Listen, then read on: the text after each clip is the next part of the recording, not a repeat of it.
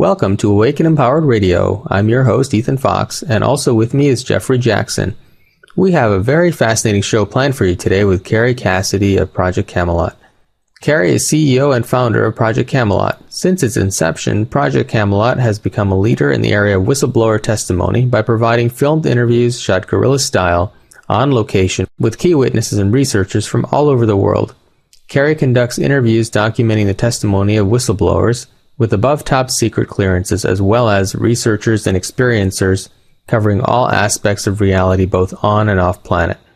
Carrie speaks at conferences around the world on subjects of ETs, the Illuminati agenda, mind control, the Matrix, prophecies, 2012, Kundalini activation, and more. Carrie is an intuitive and spent years researching the occult and studying Eastern philosophy. Carrie, welcome to our show. I've watched a lot of your videos and don't remember if there was one where you talked about how you started the journey that brought you to Project Camelot and the other things you're involved with now. Could you give us a little peek into your personal history and any life-changing experiences that led you down the path to where you are now? Okay.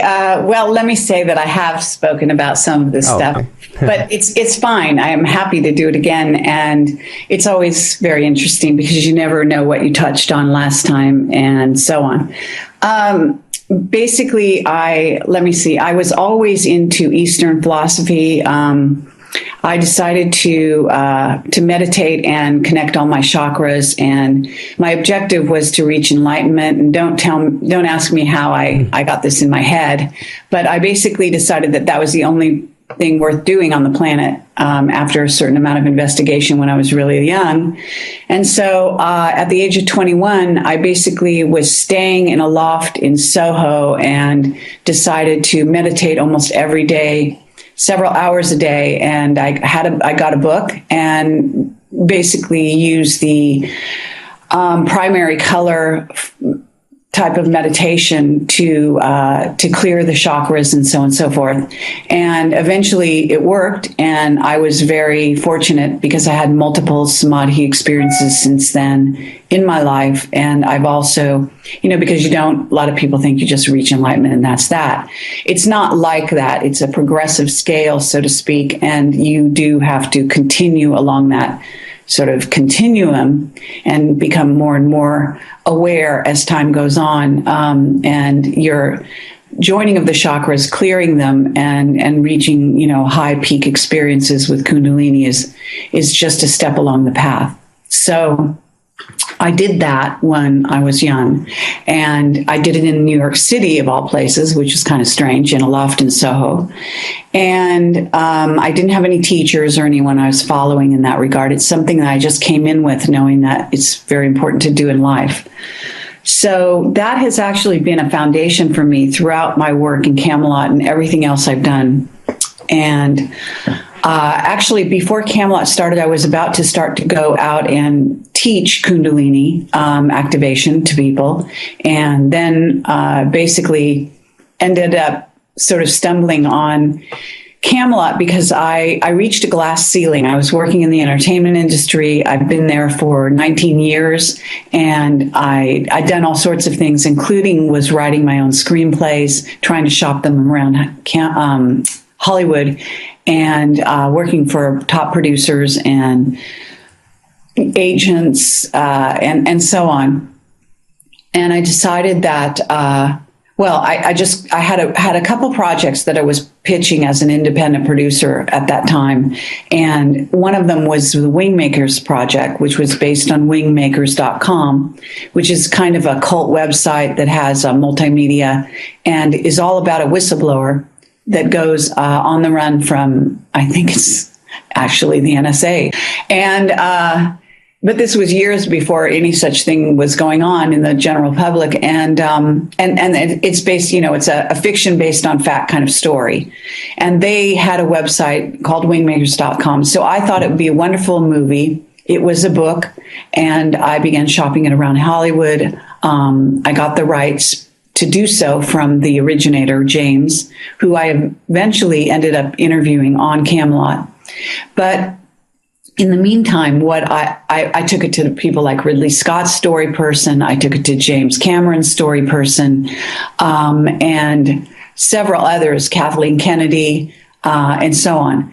And it really couldn't get anywhere. And so at that point, I was just very frustrated. And I decided that kind of like, screw it, I need to pick up a camcorder. And I had gone to film school. I'd also attended an executive MBA program at UCLA School of Management. And at that, I just decided to start making my own documentaries. So one of the first people that I decided to interview was Bill Ryan, who later became my partner in Camelot, because he was the webmaster for the serpo.org project. And so the way I ended up doing that is my mother passed away. I had a small inheritance. I decided to invest in the camcorder. I started going around to UFO conferences, and I thought, what I'll do is just interview the speakers. And so I ended up putting a camera in front of their face during breaks and various things, and asking them if they'd seen a UFO and starting out like that. And I was very successful. I was very good at it. I don't know why. I just had acting training in the past, and I was a journalist as well in college. So it kind of all came together. And then when I interviewed Bill Ryan, we sort of hit it off. We agreed to meet I was going to Egypt, in fact, with Jordan Maxwell and William Henry, who were leading a trip for all about Atlantis, signs of Atlantis in Egypt. And I went on that. And then on the way back, I stopped off at England. It's basically to see Stonehenge and go to Tintagel, which is said to be one of the former homes of King Arthur. And it was there that Bill and I basically created the idea for Project Camelot. And we used King Arthur's Round Table as the inspiration, a flat organization that would be sort of utopian, idealistic in tone, and that we wanted to see disclosure. We wanted to get the truth out about, what's really going on the planet. And we were both very dedicated to that. So we decided to pool our resources. And he was a webmaster and a writer, and I was a filmmaker and a writer. And so it just, we decided, let's go interview whistleblowers from above top secret if we can find them. And as it happened, he had been contacted while acting as a webmaster for Serpo by a whistleblower who had never gone forward in the general public. His name we dubbed him Mr. X. And he was given the job of going in an aerospace company into a vault and correlating and alphabetizing and basically creating records of files that contained videotapes and correspondence, all to do with the government's interaction with ET races, and specifically races of grays, orange grays, and I think there was some maybe Nordic information in there as well. And he had never told anyone. He did it under a top secret clearance. He had a guard at the vault, and he basically did this for about, I think, maybe 6 months, a year, 2 years. And then he went back to his regular job. And initially, he even volunteered for it. They asked for volunteers. He volunteered. He was selected. But that was like, I think over 20 years had passed. He never told his wife or anyone else. And he was very interested in the Serpo disclosures that were coming out, even though there was a tremendous amount of disinfo there. And so he contacted Bill Ryan, and basically we decided then to make him our first whistleblower. And although I had interviewed Bill Ryan, put that online, and I also interviewed Bill Hamilton, who is in a sense a whistleblower who was very involved with Dan Burish and wrote I think he co-wrote a book on that the story about Kaela, the ET that Dan was dealing with, as well as his own personal encounters. So that I had done that interview, and I think I did actually a few others as well. So at that point, we created Project Camelot and never looked back, and it was it's been an amazing experience. You've actually touched on all of the topics that I wanted to talk about today in your background. And well, there are 10,000 different topics I would love to talk about on this call, but there are two specifically that I want to hear more about. First of all, in our parent organization has an activist group called Conscious Action, and our primary focus is really to create changes in the world through some more unconventional means. And one of the things that we're doing, such as fluoridation and GMOs and those kinds of things, but we're trying to go about it in a slightly different way than a lot of the other organizations are going about it.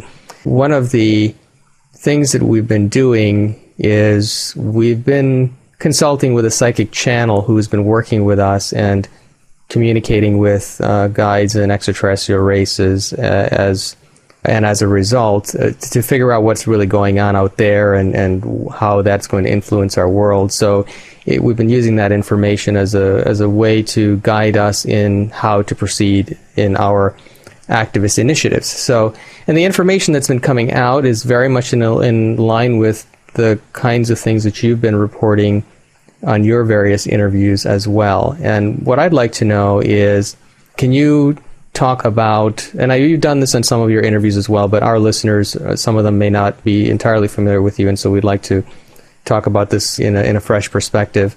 But can you share a little bit about what the different alien races are, their intentions, and which ones are helping us and which ones are working counter to us at this time? Well, let's say that's kind of a tall order. And let me say that I have been visited by a number of different beings, and I believe I'm also in contact with a group called the Guardians that Ashiana Dean is also in touch with, who I traveled with to India and did an interview with as well.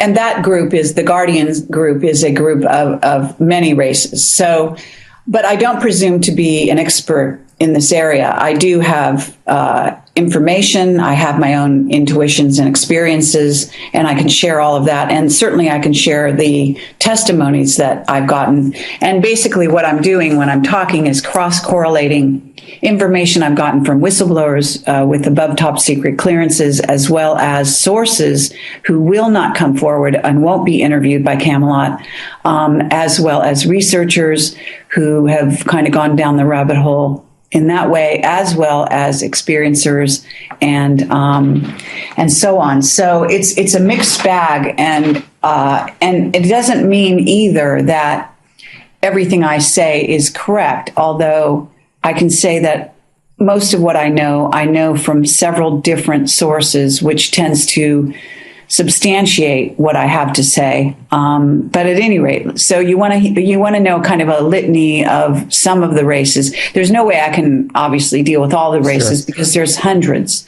Yes, just the primary influences. Yes. Yeah. And so, of course, we have the Grays to begin with, and even the Grays have many sort of versions of that. They do tend to look sort of similar. And I know that there's one group that is what we call service to self, and they have been part of the abductions here on Earth, and they do continue to do abductions here on Earth. So some people are under what I would consider to be the misconception that they've stopped doing that, but that's not true. Now they have been urged to stop doing that by government, even though initially government made deals with them in exchange and allowed them to do that. So there was some not holding to contracts on both sides, and these kinds of contracts or treaties, as they call them, did fall through. Certainly there are one group of sort of quasi-grays would be also the group that Dan Burish was dealing with, which is called the P-52 from Orion. And they are supposedly not service to self, but actually service to others, along with some other grays. There are lots of different shapes and sizes of bodies.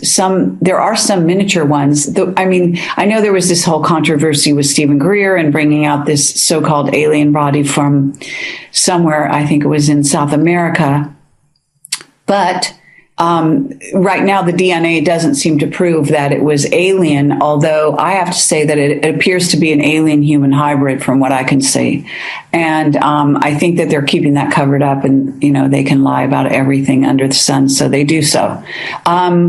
But so they're grays, and that's pretty standard, and most people know. And their agenda is multiple agendas, one of which is to basically take over the planet by doing a human hybrid experiment here on Earth and abducting people, impregnating females, and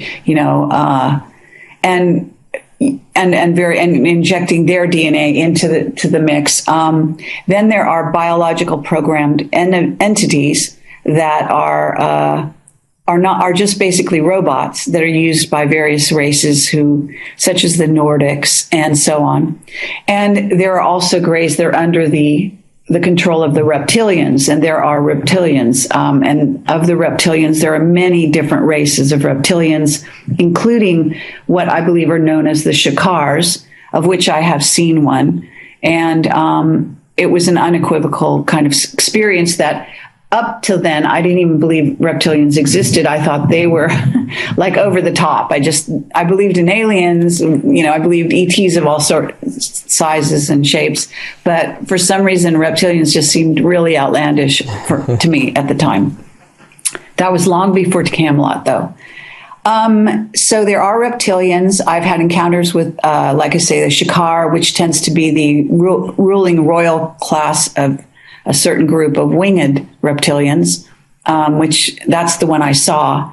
And I was basically going into a meditation at that time, and I wasn't in the meditation yet. I just basically got cross-legged on my bed and was about to go into it. And then all of a sudden it flew sort of interdimensionally past my peripheral vision and then kind of in front of me. And I almost didn't, I almost like went into some kind of altered state where I didn't realize, well, that's what I was seeing. But I would guess I was quick enough on my feet, so to speak, to actually see it.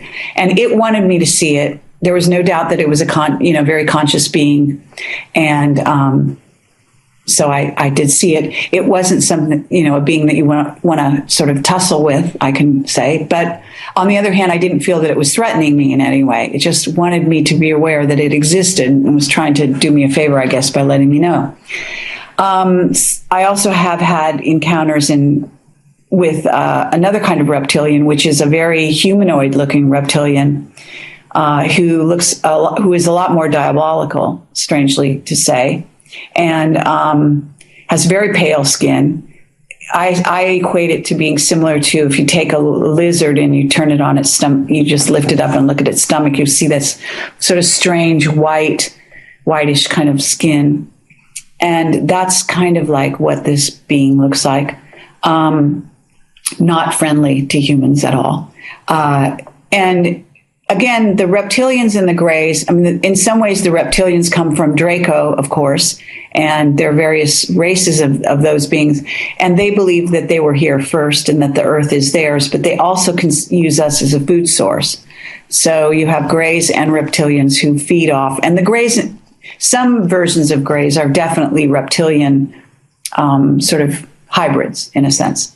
So they feed off the same thing, which is our human emotions and what you'd call, what I call Kundalini or orgone energy, and so on. And that goes down a pretty dark path, but there's a great deal of substantiation of what I'm saying here. So then that's that group, and then there are some grays that are positive, as we said. Who aren't planning to take over the earth, don't participate in the abductions, and aren't even interested in creating a human gray hybrid. Now, let me say that the gray human hybrid program has been highly successful.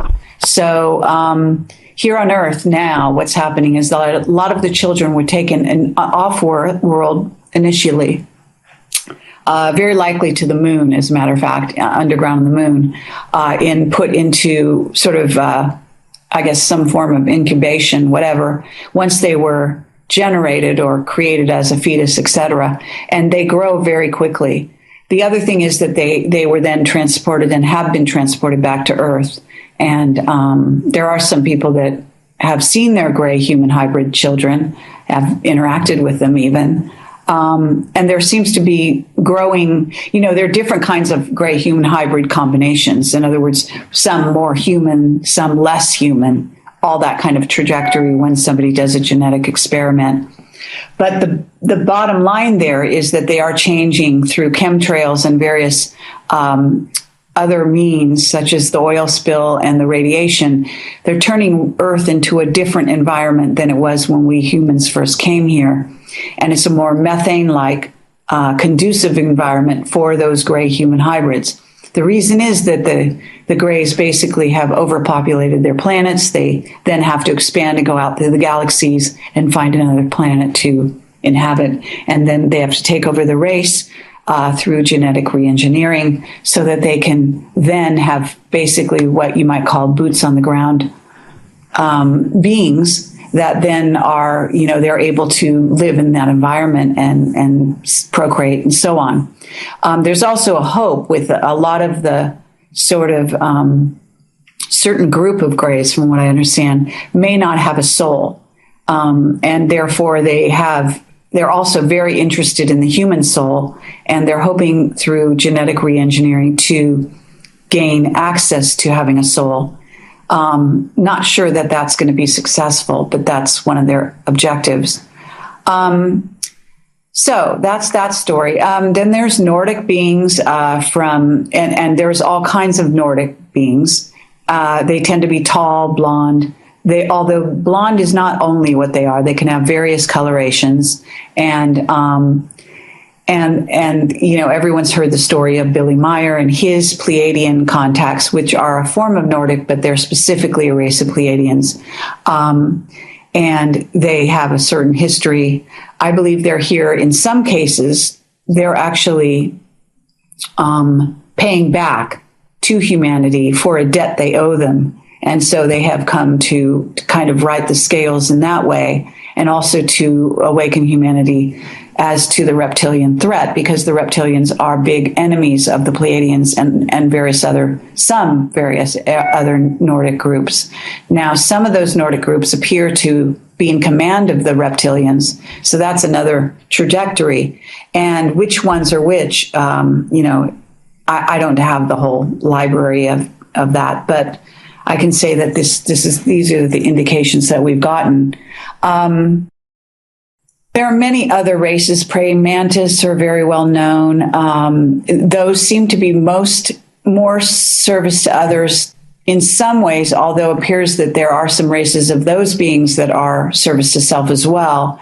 And they seem to be working to some degree with possibly the reptilians and the Nordics.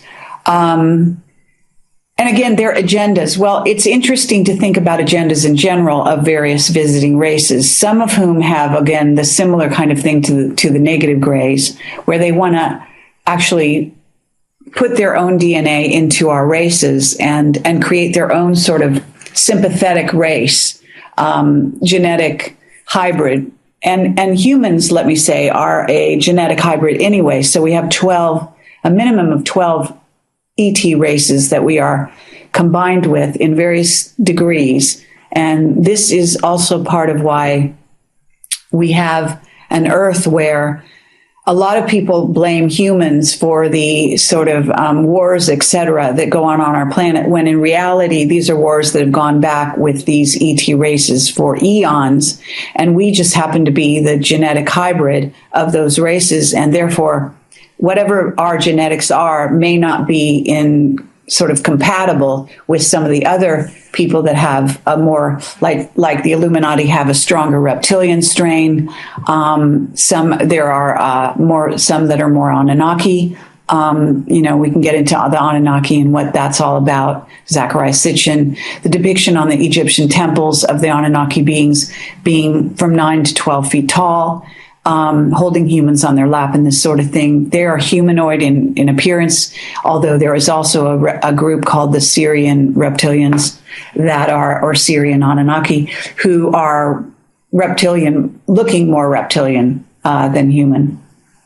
it appears, and so on. So, I mean, it's a real mixed bag when you get here on planet Earth. I have been visited, for example, by an Andromedan, and this was before Camelot, in which I found this little old man sitting beside my bed all night talking to me. He wasn't trying to abduct me or do anything weird, and he had a bald head, and he was quite kind of short or whatever and small. And we had a wonderful conversation. At the end of the conversation, right before I woke up, I said, "Where are you from?" And he said, "Andromeda." And I woke up at that time, as I say, before Camelot, and I was very disappointed because here was my great meeting with an Andromedan, and I thought, wow, they just look human. And I was really bummed out about that. I thought, wow, it's not even exotic looking.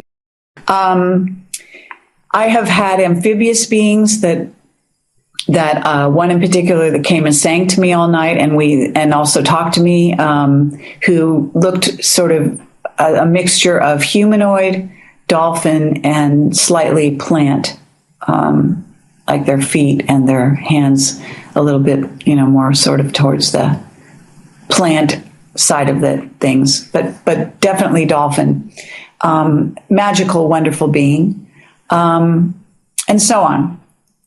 Now I have 30 other questions, but okay. So you mentioned the Shakar briefly.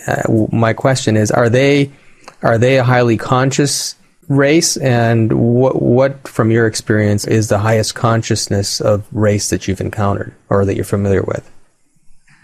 Oh, well, the Shakars are definitely high level in the reptilian world.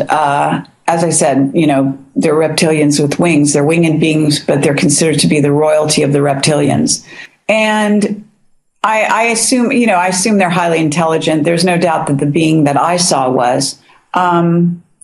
As to where they go on the scale, in terms of consciousness and whether they are, six-dimensional beings or whether they actually go up higher on the scale, in terms of even having no body and so on and so forth, is not clear to me at the moment. But I can say that they are highly developed, no doubt about it. However, there are many highly developed races out there. I mean, the Nordics are certainly, the various races of Nordics are highly developed.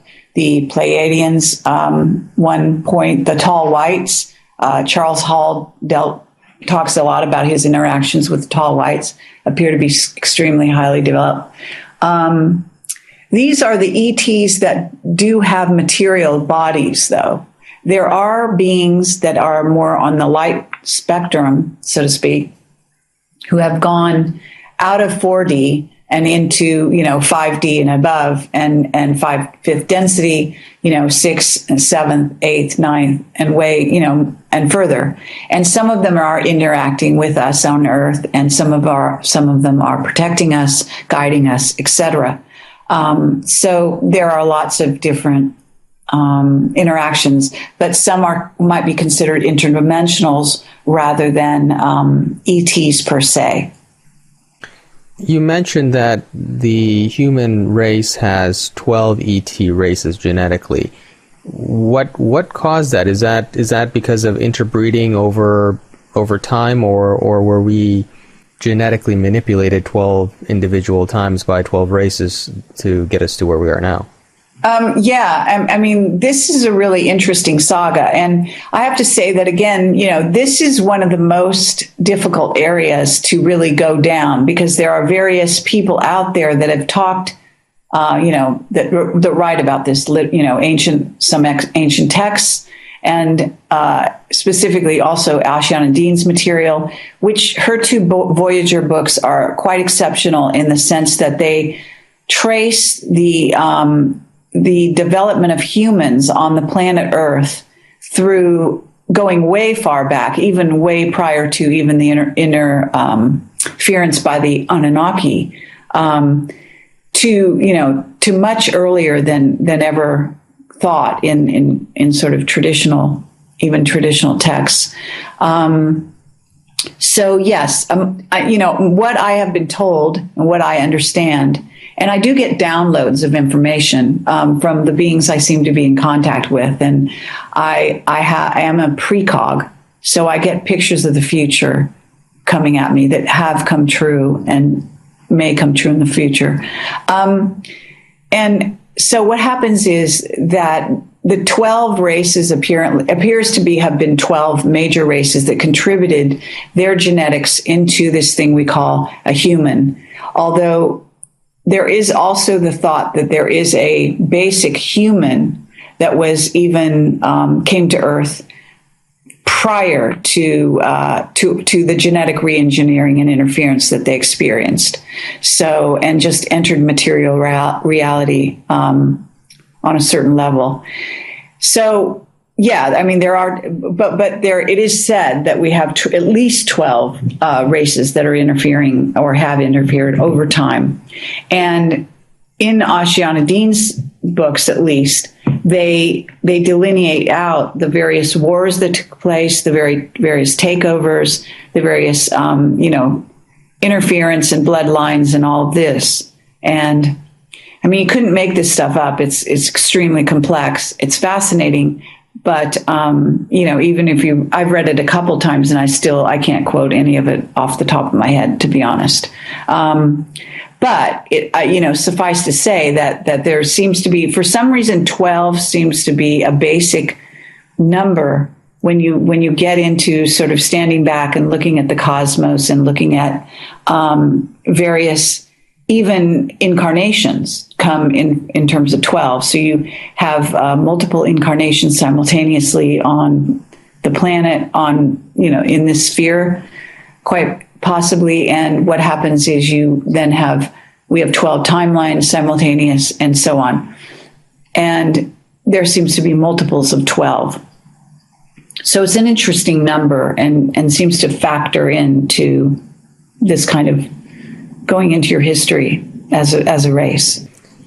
You mentioned that the whole chemtrail issue is relating to these ETs trying to create a different environment in which they can live. I've not heard that before, but it is one of the initiatives that we're sort of working to improve upon. So that's an interesting piece of information. Do you have any more information about that? And how would we go about causing any change on that level if this is coming from off-world influences?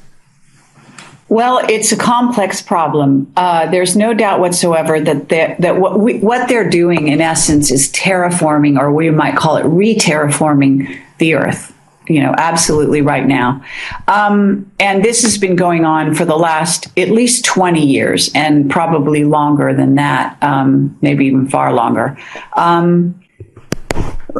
It's definitely in the chemtrails. So if let's see, I'm trying to remember his name, but there's one person who analyzes chemtrails that's particularly good.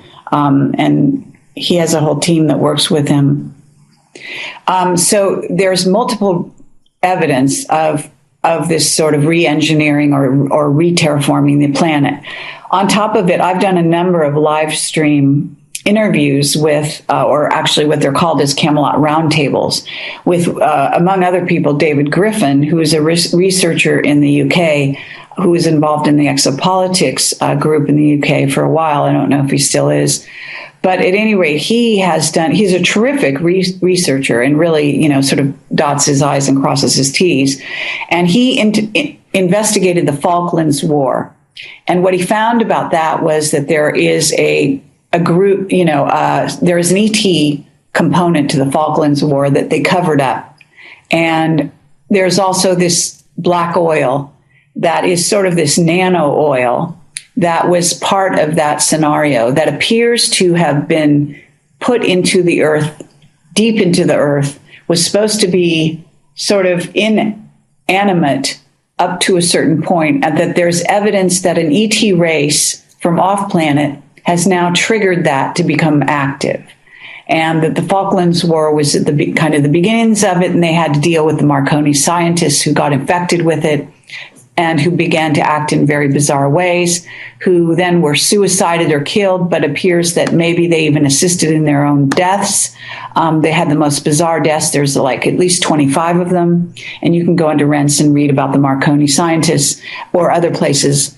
And it's absolutely a fascinating saga. But what it all points back to is this black nano oil, which also appears to have been part of this oil spill in the Gulf that we're all very well of, that, you know, had to do with BP supposedly, but in essence appears to be that they dug deep into the ocean floor tapping for oil, and what they got was this other nano substance that seems to be a self-aware black oil-like substance that is in essence AI, and that it can infect. Well, first of all, it was eating through hulls of ships. And they basically had to call that whole Gulf area off limits. And this is why they created, in essence, what was the sort of surface BP oil spill sort of side of it, to cover up this other side that they were in a war with, this substance. And they also were interested in taking the substance and reverse engineering it. And I now have some whistleblower testimony that tells me it's now been put into real oil, car oil, in fact, that you're putting into your car from a certain distributor that I'm not going to name so I don't get killed or whatever. And so there's that component. Now, there is also, a certain amount of methane that came out of the Gulf situation that went up into the groundwater of Texas and various states that are bordering the Gulf, and they are basically accidents waiting to happen, that at any time, if you light a flame to that groundwater, it will just start burning rivers of fire up into the United States, and so on. And if the New Madrid Fault gets triggered, and with all the fracking, et cetera, I mean, you're basically going to have, a tragedy on your hand of monumental proportions. But these are the kinds of things that the dark side are working on. There is an agenda. It's put onto the Georgia Guidestones. I have multiple witnesses from above Top Secret and other places as well that all basically come together to say that they are planning to do away with at least 2/3 of the population on the planet. Some say it's even greater. But I think we have a lot going for us. And the reason for that is that we are moving out of 3D into 4D. In fact, that's already happened. For all intents and purposes, I see that we're pretty much more 4D than anything at this time. And that we are moving actually beyond 4D. That's the potential. And as we do so, as the spirit and the sort of awareness on planet Earth rises, our frequency rises, and we become less desirable, for one thing, or even attainable by the dark side, by the reptilians in the sort of gross 3D sense of that. So in a sense, we're moving out of this, even as it becomes worse and worse. So there's that. The other thing is that consciousness has an incredible power to remake our world, equal to or better than some of these other methods the dark side uses, and they know that. In other words, consciousness joined with intention, with a pure sort of sense of action, but without entanglement on a certain level, and without gross emotions, etc. That is a very powerful tool, and what happens is we can, for example, if you look at the work of Masaru Emoto, you'll see that he can change water. We can change water with our hands and are putting energy into it. And he's done multiple experiments to demonstrate the power of love and intention and various things, and how we basically can change the environment around us. So there's that. There's also technologies that we have access to and are growing more and more that have to do with this area of consciousness being applied with the help of various things like crystals, music, sound, for example, and so on, whereby you can clean up the Gulf, you can change the environment, you can clean up the water, you can seed the deserts, make it rain, and create, crops, et cetera, et cetera. So this is the war we're in, and obviously it sounds like you're kind of engaged in participating in that, trying to make a more positive outcome, and that's great. My primary personal focus is really in the area of consciousness and raising of consciousness. We just did an interview, actually, I think it was yesterday, with a gentleman who will be posting that soon, by the name of Lloyd Meir. He's really not that well known, but his work is just absolutely remarkable. He uses a dowsing rod to determine what health issues a person has, and then he comes up with an 11-digit number, which essentially, how he says, he sees the human body is a combination of frequencies, and when there's a health problem, it's because a certain frequency is missing. And by simply figuring out what that frequency is that's missing, the person just has to repeat it in their mind 7 times, and sometimes for a week or so, and it goes away. And it sounds really far out, but I've seen some of my friends get just absolutely remarkable results, and sometimes within just a couple of minutes, for illnesses and issues that have been troubling them for many, many years. So these are the kind of things that I see happening too, so I can really verify what you're talking about. And obviously this raise in consciousness that's occurring in the world is impacting not only health, but also technology and science and genetics. And our expo is really all about all of those things coming together. One thing that he said is that the majority of people, that he said that about, I think he said 7 years ago, he was analyzing people and what dimension they were on, and his interpretation was the majority of people were on the 3rd dimension in the years prior to 7 years ago. And something happened about 7 years ago, and since then, where more and more people are moving, from his vantage point, he said, to the 5th dimension. And there are a small handful who are in other dimensions as well. But my question for you is, do you think that, you mentioned earlier that as we raise in consciousness and move to higher dimensions, that we are becoming distasteful to these extraterrestrial races. Is it that they can't function in this reality with all of us in a higher dimension? And is that the source of the distaste, or is it something else that is adverse to them as a result of the raise in consciousness? Well, first of all, let me say that there are densities and there are dimensions. So the way I think of density is by a vertical, going vertical, and you think of that's density, and then dimension goes horizontal. It's just a helpful way to think about it from my understanding. And I can say that there is some confusion as to what is 5th dimension versus 5th density, and confusion over that. So there seems to be, at least in a lot of the literature, 5th dimension is actually the state of so-called death, and that people who are on the planet are not in 5th dimension because they would be dead.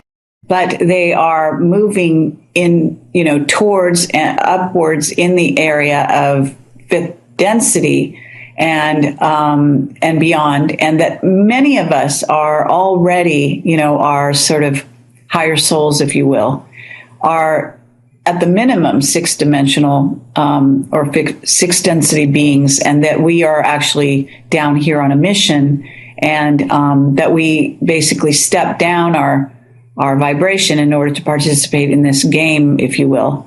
And that, in some ways, it doesn't really matter the label you give it. If you read Blavatsky, for example, you're going to get one interpretation of densities and dimensions and where that is.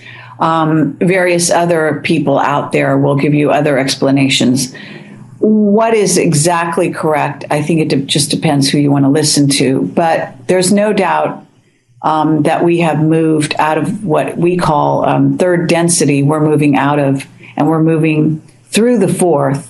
And that's actually, my understanding is the 4th dimension and density is the area that most ETs occupy.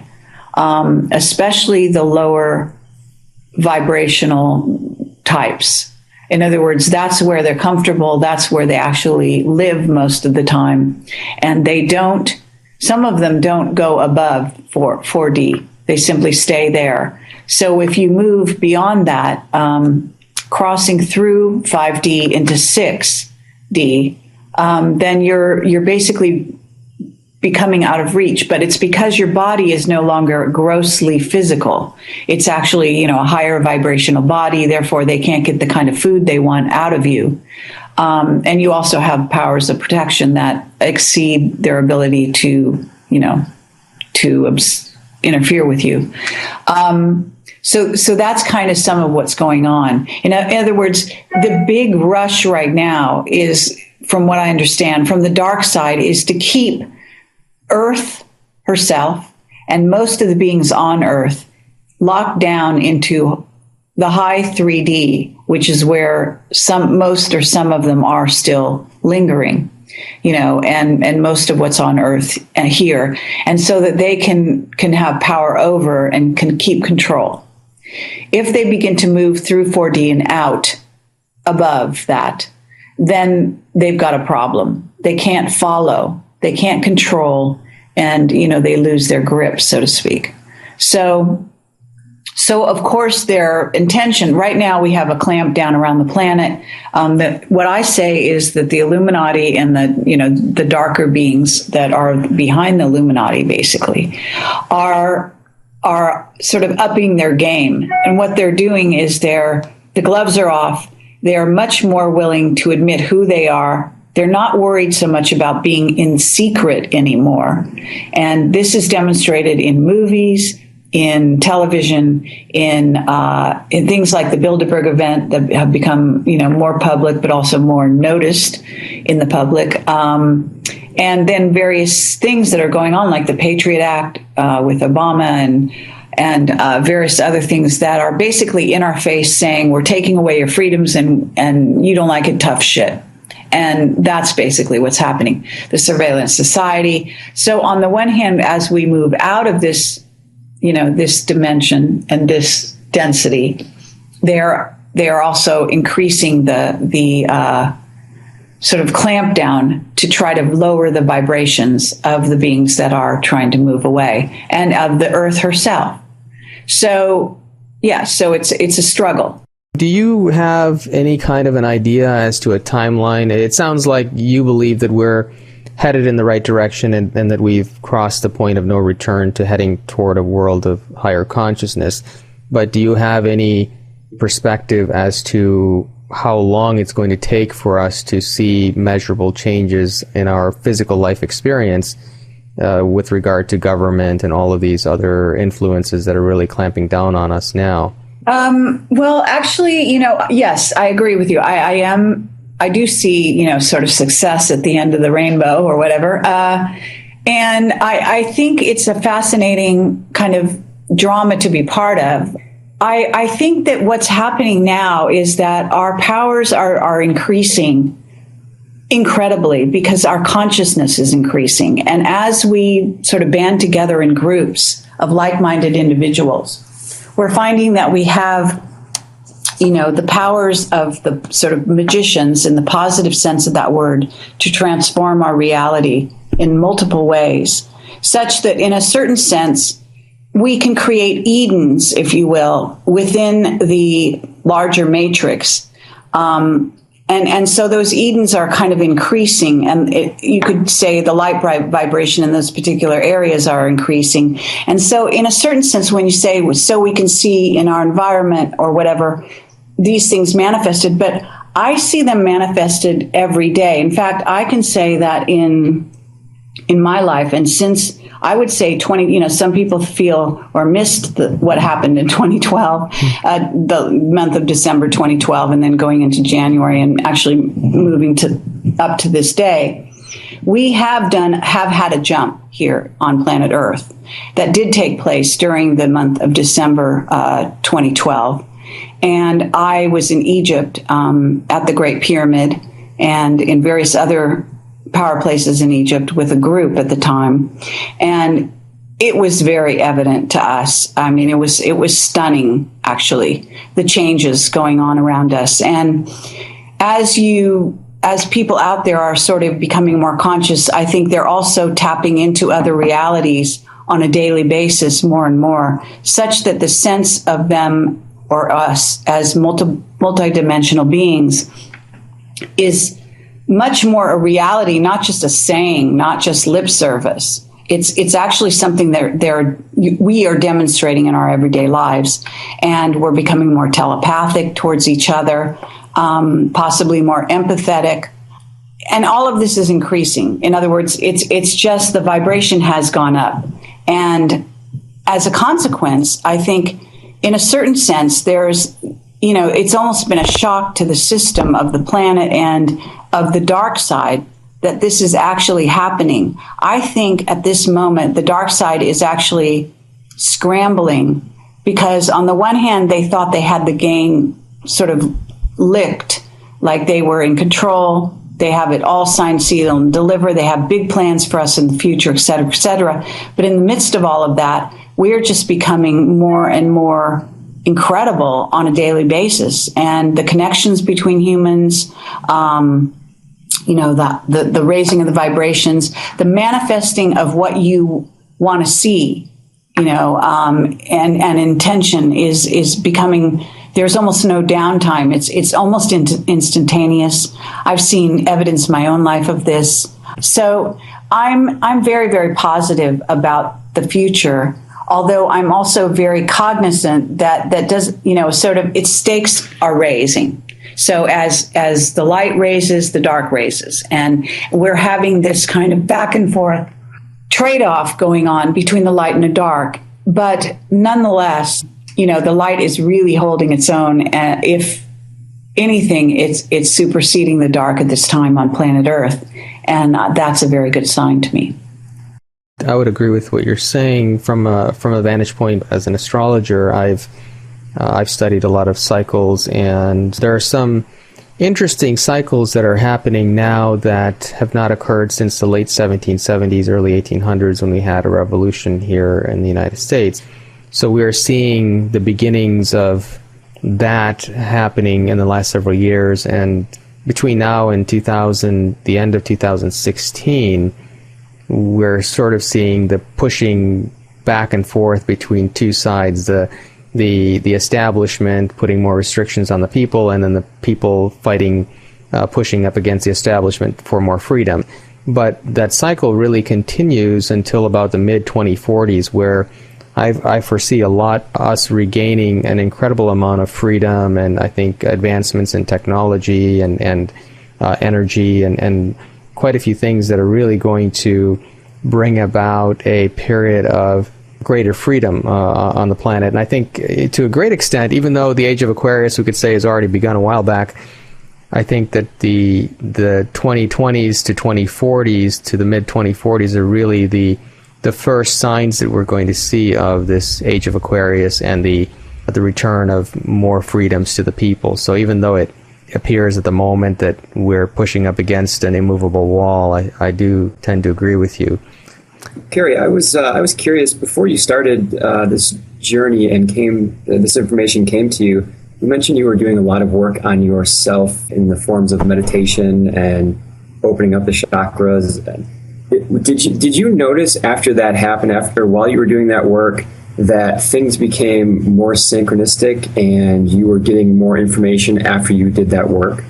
Yeah, absolutely. I mean, this is part of what happens. In other words, if you do join your chakras and you have samadhi experiences, you are in essence, let's say, activating the ability to have what Ingo Swann would call superpowers. And he has a website called biomindsuperpowers.com, and I do highly recommend it. I don't know if it's still on the web because he did pass out of this reality not long ago, a few months ago, actually. He's a very renowned psychic, was responsible in part for creating the whole remote viewing sort of thing that went on with the military, et cetera. And one of the things that it does, in other words, joining your chakras, is it makes you more telepathic. It makes you, you're activating all your chakras. You're sort of firing on all pistons, to put it kind of crudely. You definitely have, you have access to all of the sort of powers that we as humans have access to and will have access to, more so even in the future. So, you've increased longevity, you naturally increased, you heal yourself. I heal incredibly rapidly. I rarely get ill. And when I do, I just heal myself. I don't, even hardly need any help with it. So, and my stamina is incredible. You become stronger. Spiritually, emotionally, you're much more cleansed. You can see more clearly. Your intellect is higher, and sexuality, you're much better. Your sexual sort of drive and abilities are better. All of these things are increased when you do this. So would you say the ultimate goal for each individual would be to, the way I see it is, after 2012, there's been more energy, there's been conscious awakening, so to speak. So I see humanity on a large raft going down a river that's going to go down that river regardless. But I see the people that take the time to gain that awareness further are the people that are starting to really paddle the raft and taking us down faster. Would that be a correct assumption? It's an interesting analogy. I guess there, possibly it holds. Certainly, I guess you might say front and center on the battle lines. And so in that sense, I am paddling, the raft and doing it consciously even. And so, it probably holds up to a degree, that kind of an analogy. Can you speak to fear and what fear does to the energy system, or just to humanity in general, to someone that possibly hears this information or reads a newspaper, watches the mainstream media, and is in a constant state of the fear that they invoke? Let me recommend After Earth to people that haven't, are dealing with fear, because I thought this, Will Smith movie that's out called After Earth is with, I believe it's his son and his son in the movie. And the son, it has this challenge to go across the planet by himself in order to save his father's life and get this technology and bring it back to this downed spaceship. And he has to face his fears, in essence. And there's some lovely tools that are spoken about and demonstrated in the movie that a so-called, you might call him an adept, would use to fight or deal with fear. And I think it's quite a wise movie in that regard. So for people that are dealing with fear, I think it's a great sort of primer. But in essence, I don't think, in other words, let me say this. It's one thing to talk the talk, and a lot of people can talk a great game, but when push comes to shove, they have to walk the walk. So you can't say, for example, that you believe in, that you have an eternal soul and life after death, etc., and then, be afraid of being killed per se. Now, that doesn't mean if somebody holds a gun to your head, you won't experience fear. That would be a natural human reaction, and possibly would motivate you to then get out of the way if necessary, or, whatever. But at the same time, in my line of work, I have, from time to time I get threats, various things go on, and interference of all kinds. And basically, I have to have this sort of, I have to walk the walk and talk the talk. I can't just talk the talk. In other words, fear is really, once you recognize it for what it is, it's just a way of a reaction to dealing with circumstances that have to do with, in some cases, people are afraid of what they don't know. Sometimes they're afraid of what they do know. But in both cases, the fear is sort of sublimated into a motivation that can then turn into courage in the face of adversity. And that's basically the objective of any conscious being, I would think, in order to do your mission here on the planet. But I think you have to acknowledge that you understand what death really is to get beyond fear. If you don't do that, I don't think getting beyond fear is probably even possible for people. So that would be my advice, is first you must deal with, what does it really mean if you die? Do you really die? And, can you handle it? In other words, it's something that humans are going to go through regardless, although some of us can prolong our lives through various methods now, and that's a big secret on the planet as well. But nonetheless, at some point you'll pass out of this incarnation and go elsewhere, but you won't really die. And we have so much evidence of that in a certain sense, it's like gives you confidence. I think if you deal with spirits from the other side, if you have psychic connection with people like parents that have died and they're still in contact with you, if you meet interdimensionals, if you do out-of-body experiences, all of these are verifications that indeed you have a light body, that you have a soul that goes beyond this dimension in density, et cetera, et cetera. I've been watching a lot of Project Camelot over the years, and I think that's a perfect example of someone walking the walk and talking the talk. And more recently, I followed the Bilderberg weekend with your travels out there and the live streams with David Icke. And I was curious, your thoughts. It seems like because we're becoming more conscious, there seems to be people taking action that don't have what would be considered traditional resources. So, for instance, our conference, the expo that we're doing, there's a lot of people coming together and just volunteering because they want to see this information out, where before that may not have been possible. And I noticed you did, I think it was a Kickstarter or something to that effect, and people wanted to get you out there because perhaps they wanted this information covered, but someone like myself is not going to go out there. I would gladly have you get out there and do the information. And I know David Icke is putting together a news broadcasting station with, I believe it's an Indiegogo fund. I guess my question would be, do you see more of that happening? And is humanity going to start finding other solutions to get this information out? Yeah, I definitely see that happening. And, I think it's actually... it's blossoming all over the planet. Everyone I talk to has got some huge, big plans that they're putting into effect right now, which is really exciting, including me. And so I definitely feel that we're at a really interesting juncture where, even though we've been facing some real strong adversity of late, I just see people really blossoming, and they're all excited, and they're getting together, and they're making new plans to do some very cool things. And, it's almost as if we're just going to go on and do them anyway and sort of screw whatever comes down as a result. In other words, we're sort of bubbling over with creativity in a certain sense, and that's how it feels. So yeah, I think that we are doing that. Would you care to share your big plans you just mentioned? Well, yeah.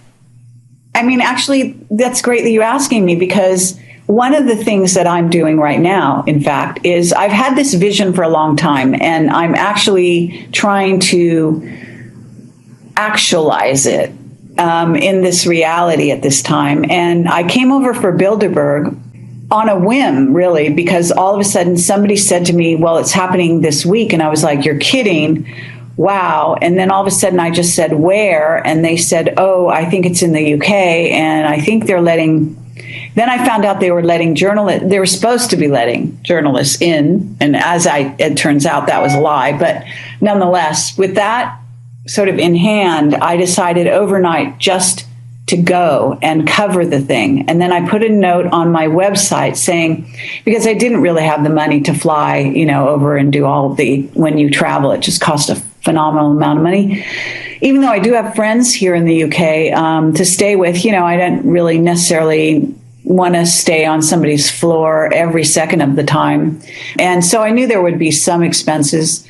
And I couldn't really afford it, but I put it on my website, and I didn't have time to even wait for people to send me money. I had to just bite the bullet and put it on my credit cards, and then hope that people would see that I was doing a good thing and they would want me to cover it so they would support me. And actually, that's what's happened. People, and I want to thank everyone for doing that, people have sent me money to pay for this trip. And I'm talking to you right now from the UK. I extended my stay a week, and I can explain why, because that's part of this whole story that I'm building on, which is, in essence, I came for Bilderberg. I spoke at Bilderberg twice. I did some filming. I'm putting my interviews out that I conducted while I was here. I just put out the Michael Meacher one, which was very brief, but very kind of revealing on some levels. And I've got a lot more. Plus, I went to the citizen hearing before that in Washington, D.C., and I conducted several interviews there, and people helped finance that trip. In fact, one individual in particular made that trip possible, which was amazing. And what I'm just finding is that if I put it out there, then people do support it because they realize that I will work really hard when I do go, and that they'll get the information to know what's really going on, because they lie to you so often about what happens in these places. If you don't go in person, you really, I mean, the mainstream news is just lying through their teeth. It's incredible. So you wanted to know my big plans. One of my plans is I've connected with some musicians, and I'm very interested, and I've been trying to get this off the ground for a while, and I've been sort of troubleshooting the idea with friends and so on and so forth. But I really feel it's time to combine Camelot with music so that we can have conferences or festivals or whatever you want to think of, where we have Camelot speakers and music that is all about the changes we're going through and the things that we want to see happen, etc. Something like the 60s, but an enlightened version of what happened in the 60s, where music has a message and it's all about getting together and changing the world. And so I'm really working on that now. I've sort of dived in with both feet. And I've connected with some very interesting musicians. And I've put some of the things like Nako Bear. Some people will know Nako Bear is one of the bands that I've sort of been scoping out to see, because they have a message, and he's a wonderful guy, and he's got his mind, head screwed on right. And there are a lot of bands that are starting to, have this sort of vision and starting to put lyrics into their music that reflects this. And recently, I just posted this amazing video and piece of music by this band called Earth Leakage Trip. And the lead singer on that particular piece is talking, basically all the things that are in Camelot. And I got in touch with him, and I said, wonderful, vocal. And he basically said, well, I got all the words and ideas from Camelot. And so it was like, it's perfect. It's just so cool, because we need to spread the word. We need to get beyond. We're kind of a fringe organization, Camelot, and I'm trying to cross over into the mainstream. I want to make more people aware of us. I want to make more people aware of the truth behind the matrix. And, I've been working at this for 7 years, pretty much 24/7 now. So we have a body of information that's just pretty much amazing, just across the board, amazing stuff that reveals the truth behind the matrix. So the next ingredient that has to happen is to bring the people out and to get them, people that normally wouldn't go onto my site, watch a 2-hour interview, et cetera, to begin to wake up. And I think the way to do that is by combining music with it. I know that Muse had a song, Uprising, that was very popular in the United States, and that was just about taking your power back and having the people rise up in a positive and empowering way. But there's also people. There's an artist by the name Jedi Mind Tricks. There's another one by a name of Immortal Technique. They're a little on the harder edge. They're, I believe, hip hop and rap, but they've also been speaking about these things, and they have a large following. I think that idea is blossoming. At our conference in October, we were actually having a band perform a song about chemtrails. So it seems there to be a synchronicity going all over with that similar idea, and I think you're going to have some great success with that.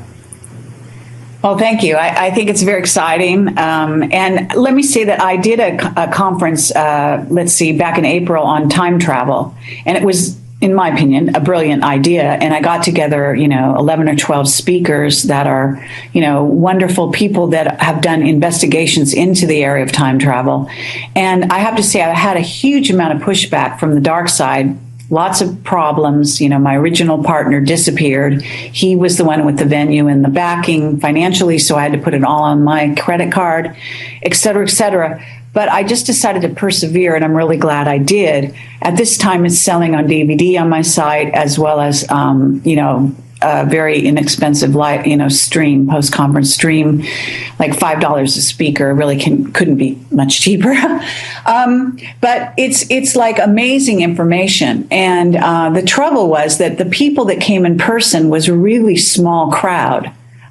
Now, granted, I don't have a real publicity machine, and we probably didn't have as much lead time as we should have because of the interference I had with even getting the idea off the ground. But I will say that what that did was basically say to me, and I've talked to a number of people who said conferences have lowered, the number of people that are actually attending in physical form conferences is a lot less this year. And part of it is because a lot of people can't afford to go. They can't travel. They can't, maybe pay the ticket price, although our ticket prices were incredibly low for what they were getting. But nonetheless, people are really trying to save money, et cetera. So they tend to only watch stuff online. They don't go down in physical form. And I think if you bring the music into the mix, then you start to get bodies, in seats, because people want to congregate. They miss that wonderful social, face to face that goes on when you're in a crowd. I can tell you that Bilderberg Fringe Fest was incredible for the energy. I mean, people did not. I mean, if you watch my Michael Meacher video, you start to get a sense of it. But it was an amazing event. We had, thousands of people there, and thousands of people they wouldn't even let in, who just stood outside the door, just wanting to be part of it in spirit and, physically, because we were there really voting with our feet, being part of something that was in some ways, a game changer for the dark side. And I have to say that that event has what we call Bilderberg Fringe, has been sold short in the media, and especially in the mainstream media. And it was incredible. It was like a mini Woodstock. And the energy there was phenomenal. We didn't have any food. We barely had any water. There were, they wouldn't even let more than 1,000. I think ended up to be something around 12 or 1,300 people there in this little corralled area surrounded by British police, surveilled by helicopters flying over our head during the event. Huge satellite dish outside the fence area aimed on us that was obviously broadcasting everything we did and said to the Bilderberg house, the Grove, as they called it, and so on. But it was a statement, and the English people came out in droves with their kids, making a statement that they don't think that, our futures should be decided by by these people in so-called positions of power without our say. And we even got politicians, members of parliament, like Michael Meacher, coming on stage and basically saying, this is it. I'm a member of parliament, and, you've taken our power away from us. We don't have a say. We're talking about a worldwide totalitarian takeover. Yeah, I mean, I do think that that there's a new wave in the future and that we're doing it. Yeah, I agree. I was watching all the live streams, and I could feel the energy from the live streams. There was this may be online, this may not be, but there was a scene during the live stream that the police had that barricade, and for the listeners, I'll try to describe this, but there was a barricade, and all the Fringe Festival people were behind it, and they were right up to the barricade, and then there were police all strewn about a large field with signs saying, "Do not pass the barricade." And, the people were protesting in a positive way. And all of a sudden, a little girl ran under the barricade and out into the field where she wasn't supposed to be. And no one reacted. And even the police looked at her, and everyone laughed. And she laughed, and she did cartwheel and turned around and something like that, and then ran back. And there was this point where everyone kind of looked at each other, including the police, and said, "What are we doing? Why are we holding these people back?" And this little girl just made a fool of all of us. Yeah, absolutely. Well, I mean, this is what we're dealing with. It's so ridiculous. Of course, I said this in my speech there, but, the bottom line is that we were about 1.5 miles from the house on the hill, so to speak, and in this corral, just like horses or cattle, surrounded by police, as I've said, and a fence. And we were not allowed to get beyond that. But at the same time, we were making this incredible statement. And yeah, I mean, it was just the press tent. I filmed that in my Michael Meacher video. You see me filming what was called the press tent, which is sort of ridiculous because it had just this cardboard table kind of thing, whatever you call that, and a couple chairs. And it was just this little tiny tent. The internet connection they took down the first day so that we couldn't broadcast live. Someone supposedly came in, past all the guards, past the troops, et cetera, and stole the modem. Now I ask you, they searched everyone head to toe, searched our bags. I mean, surrounded us by cops, and still somebody got in and out to steal the modem? I don't think so. And that way we had no connection. But it was ludicrous also because they said David Cameron went on the news, even British television, saying how there needed to be transparency at Bilderberg, and he would make sure that the journalists had access. But our access was in this corral 1.5 miles away. What, as journalists, it's ludicrous. We had no access, zero, and so this is the kind of hypocrisy going on that we're dealing with. I'd like you to talk a little bit about the workshop that you're going to be doing at our expo, the Black Projects Follow the Money. Can you talk a little about what that entails and what you cover in that workshop? Sure.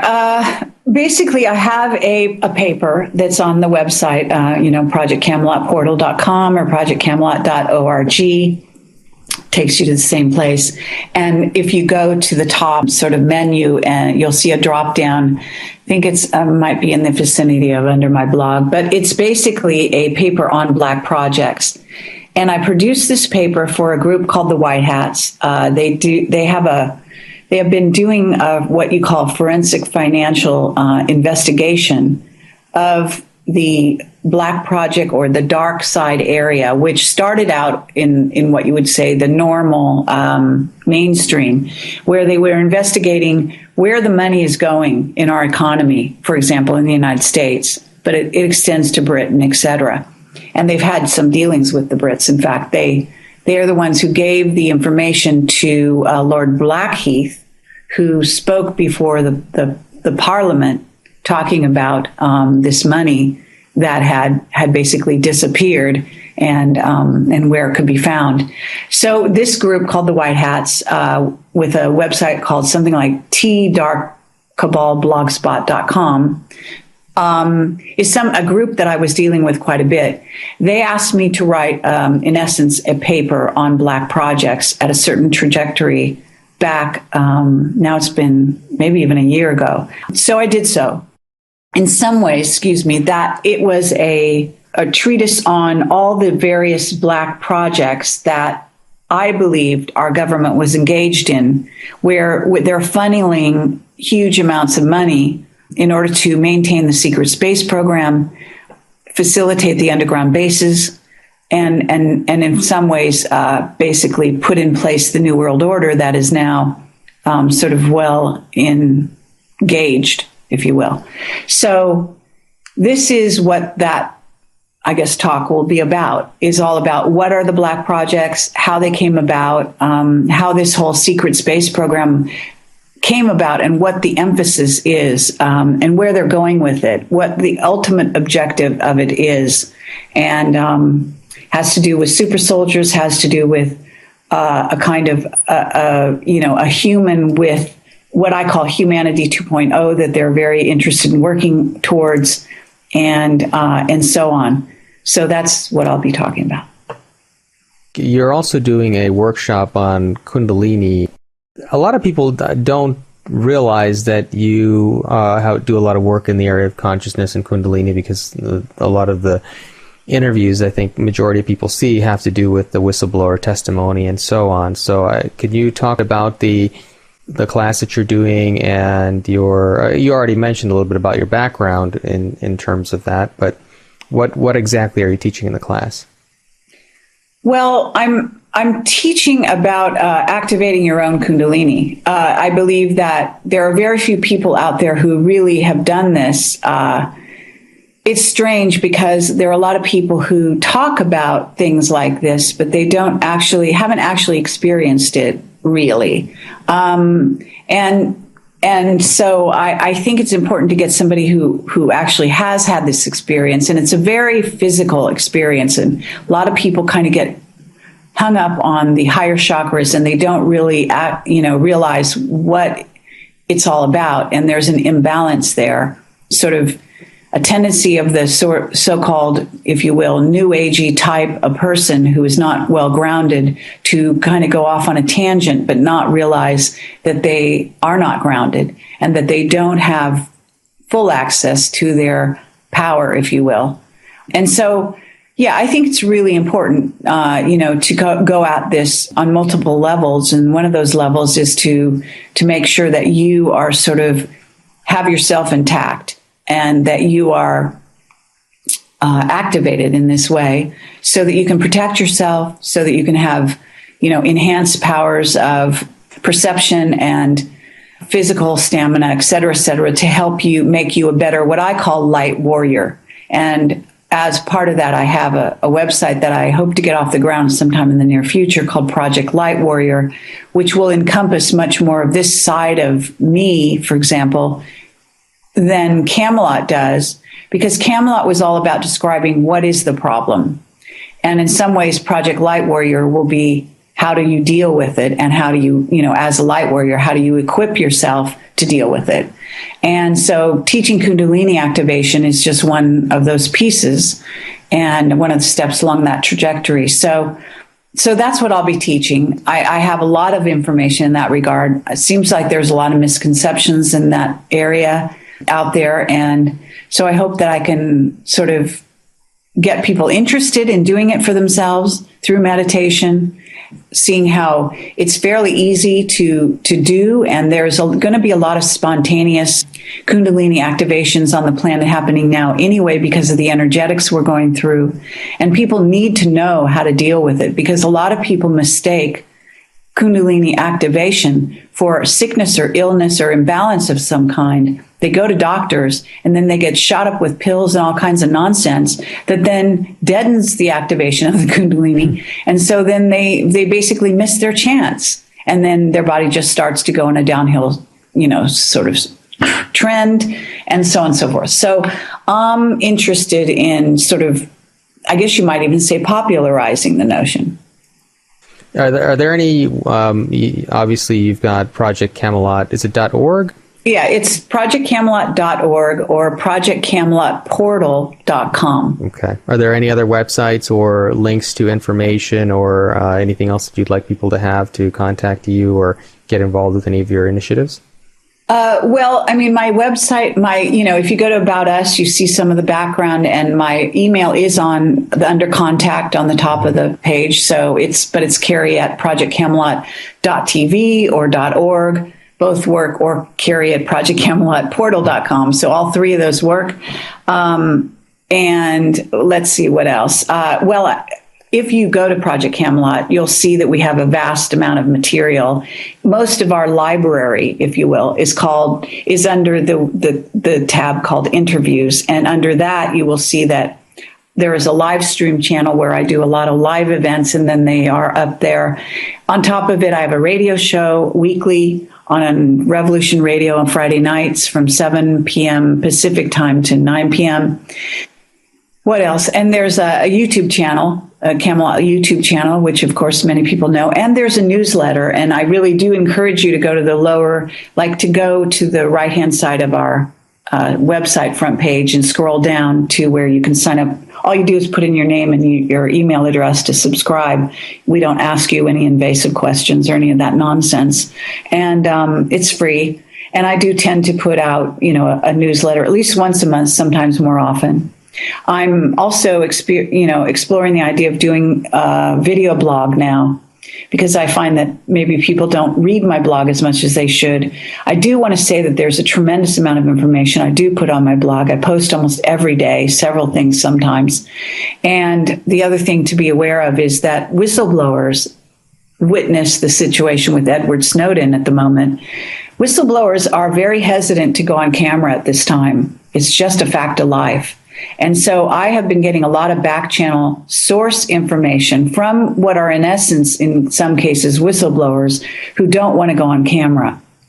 And all of that information gets put on my blog. So if you're not reading my blog, you're missing out on a huge amount of information. Now, you just recently came out with was it a series on True TV? Am I remembering correctly? Well, we had a pilot for True TV that we did, and it was actually done 2 years ago. They put it on the shelf for 2 years because they got so scared by what we created.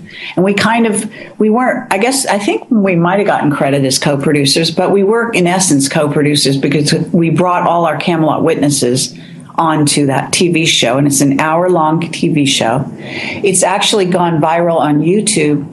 And it's on the front page of Project Camelot. If you go to the very top, you'll see there's a changing banner of my latest sort of live exploits and various things.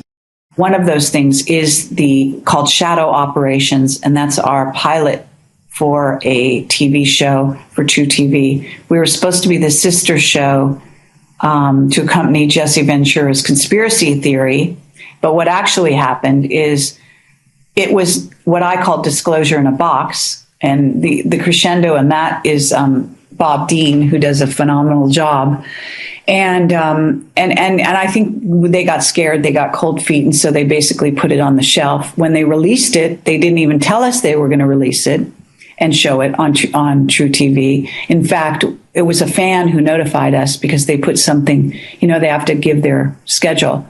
And they let us know. And they didn't tell the producer. They didn't tell the production company. They didn't tell anyone they were going to air it.